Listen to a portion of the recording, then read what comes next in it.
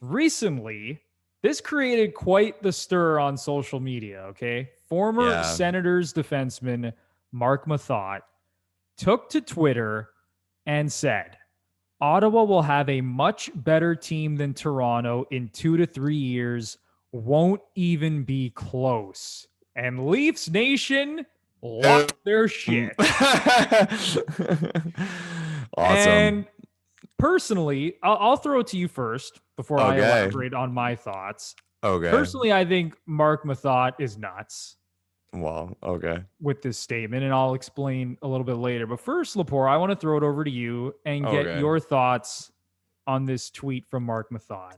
Okay. So I like Marc Methot. I like Marc Methot a lot. And I actually loved him as a player. Like I obviously go to a lot of Sens games being in Ottawa. I loved him as a player. He was actually always the guy, like when the Leafs D was absolute trash all the time. He was always the guy that I was like, fuck, the Leafs need 2 Marc Methots. Just in the way that he was just so fundamentally good and like the perfect partner to put with Karlsson, a really good player in the way that you would never lose because of Marc Methot. And with the Leafs firepower, those are the types of guys they needed. Yeah, just a solid, steady defenseman. Oh, so good. I remember even too, like his name would bounce around whenever they do like those projected Canada lineups. And to me, people like, what, Marc Methot? I'd be like, no, that makes perfect sense because you just need your D to be fine and not fuck it up and blow it against Russia. And that's exactly what Marc Methot will provide. But to his comments about the Leafs and the Sens, I think Marc Methot is a very smart guy, or the person influencing his social media decisions is a very smart person. I don't think it's a coincidence that Marc Methot has eased his way onto Ottawa Sports Radio recently. He now has a podcast with Brent Wallace. So how do you make a splash? How do you get clicks? How do you get people yelling? You talk about the biggest fan base and you poke at them. And that's exactly what Marc Methot did. And in saying that, I'm not completely eliminating the possibility of what he said. I just think the whole thing doesn't make sense in the way that to say any team who's dead last, let's face it, dead last in the league in any year, and then point to a team who's near the top of the standings and say, oh, in 2 or 3 years, they'll be better than them and it won't be close. So even the added, it won't be close. Like that was the perfect Twitter thing of like extra twist. Yeah, like like if he would have said of Leaf fans. Yeah, if he would have said, oh, in 2-3 years, the Ottawa Senators will be better than the Toronto Maple Leafs. It's like, okay, like they have a lot of young players. They're gonna pick high again. They have a lot of star power among those young players. Like we love Stützle, we love Tkachuk. We've talked about Thomas Chabot, but that extra little thing of like, it won't be close. So that push of the Sens are going to be incredible and the Leafs are going to be bad. And bravo, Marc Methot. Bravo, Marc Methot. But to the actual point, if we're going to talk about the question, the current Ottawa Senators team, like we said, we do like that team. DJ Smith, we think, is a good coach.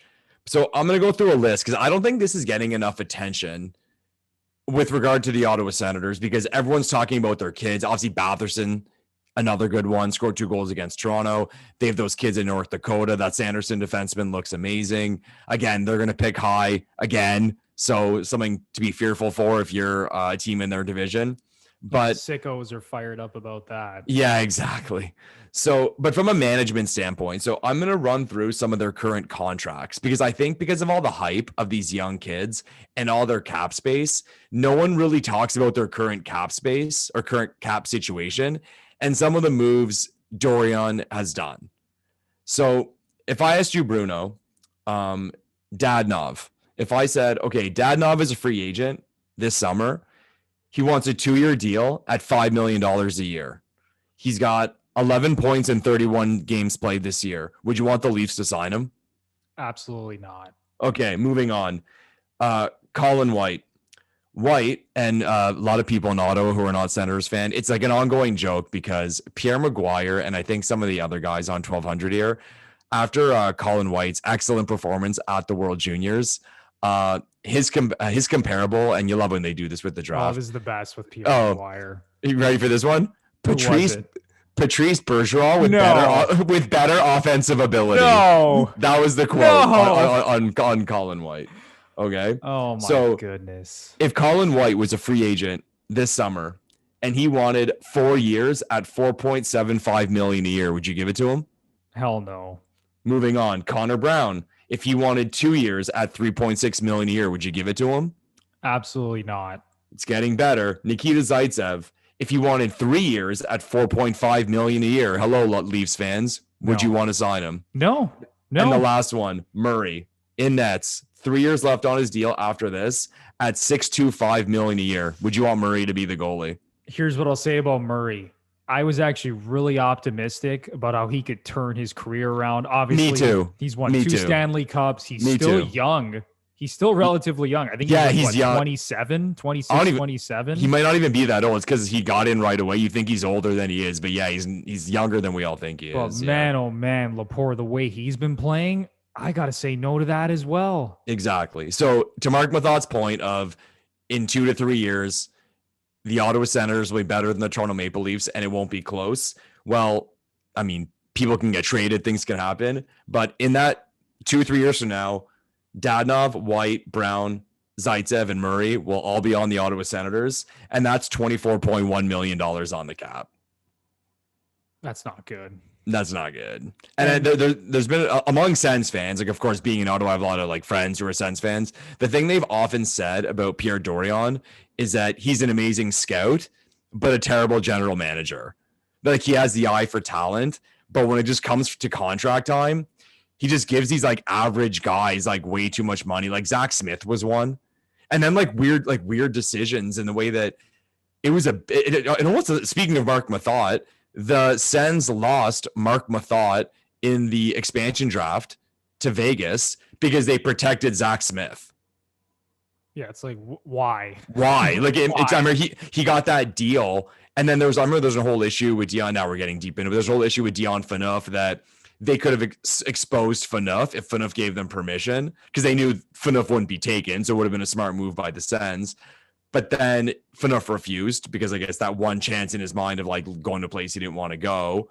So then they protected Smith instead of Mathot, and then obviously Mathot got taken. So in retrospect, that was a terrible decision.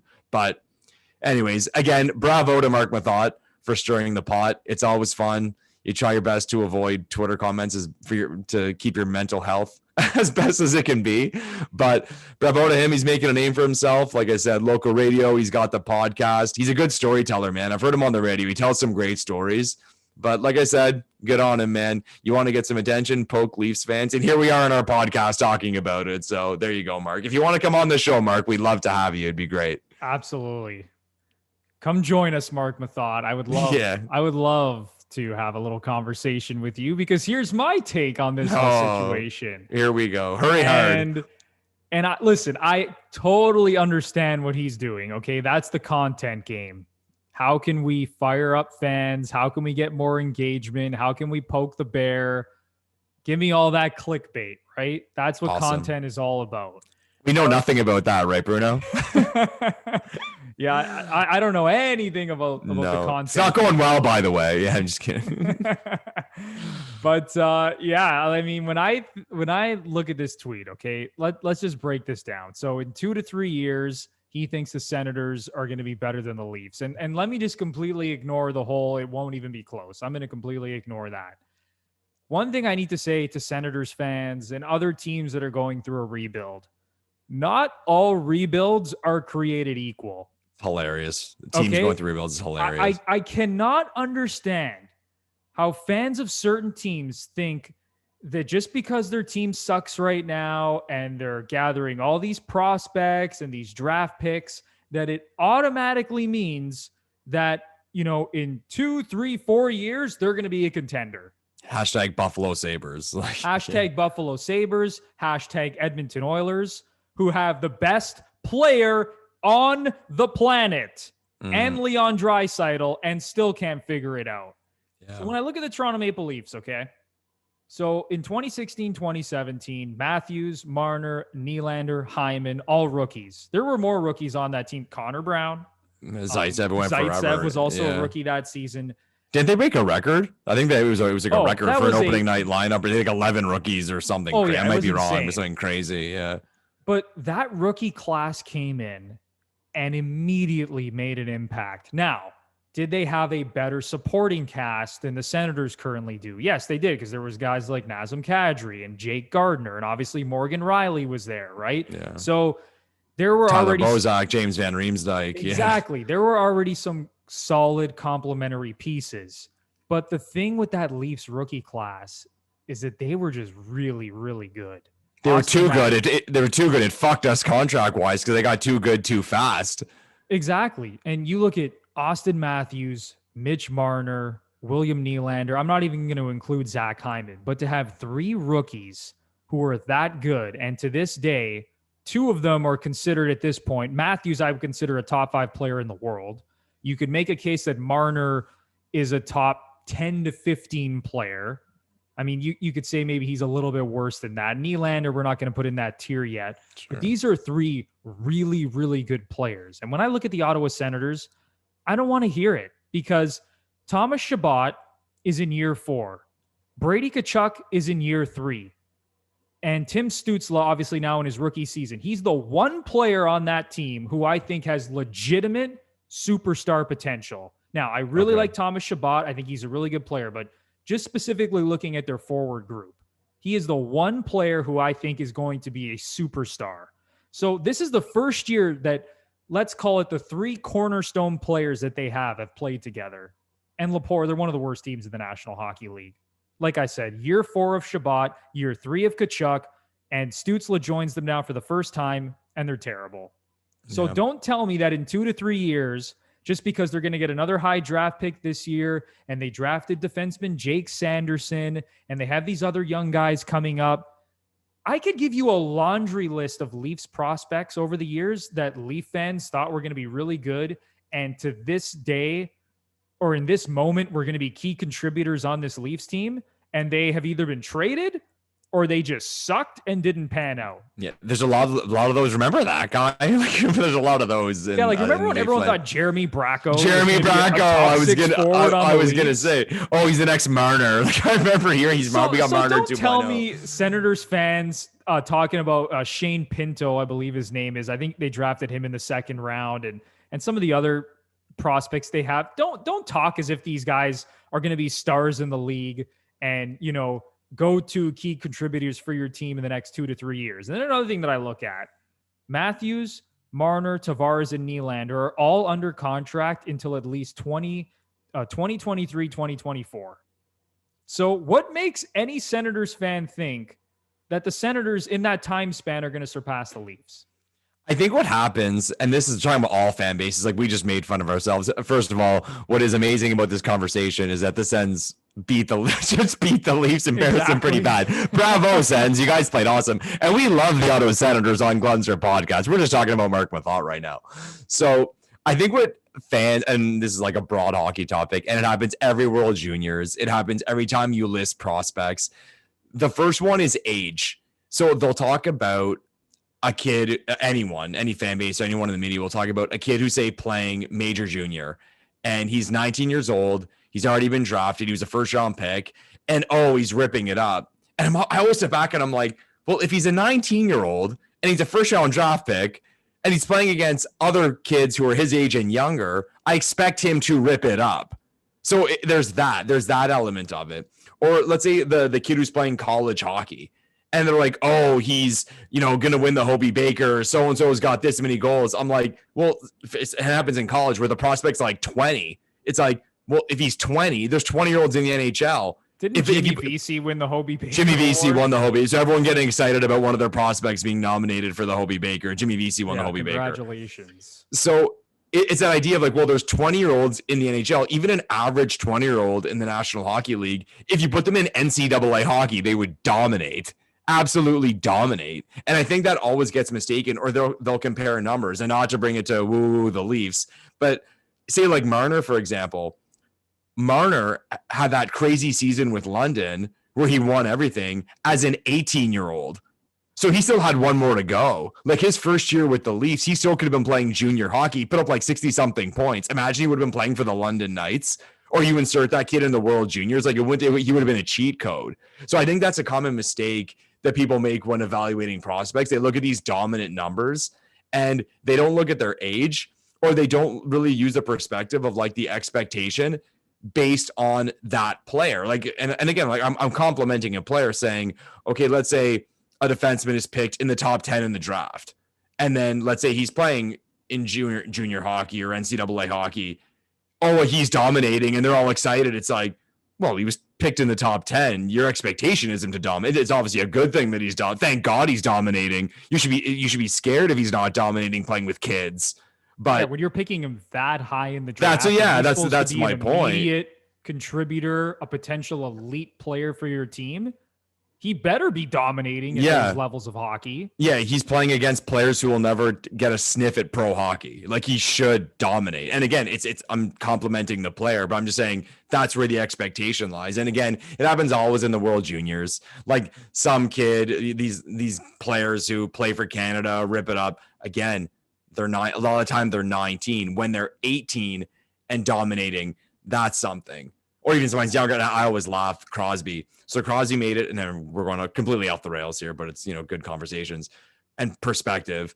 Crosby was 16 when he made the World Junior team the first time, then made it again at 17, obviously. At 18, he was in the NHL, so he didn't play. And then at 19, he won the Hart Trophy. So he could have still been playing junior hockey the year he won the Hart Trophy.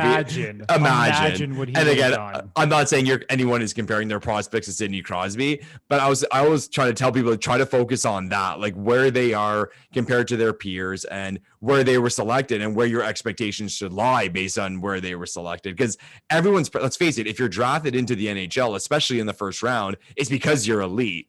So in that lower level, you're going to be elite. And that's not saying, none of these kids for the Senators are going to make it or for any team we'd be talking about. I just find it's hilarious when people talk about prospects and like so-and-so's dominating this, so-and-so's dominating that. They should be dominating if they're even going to be a bad NHL player.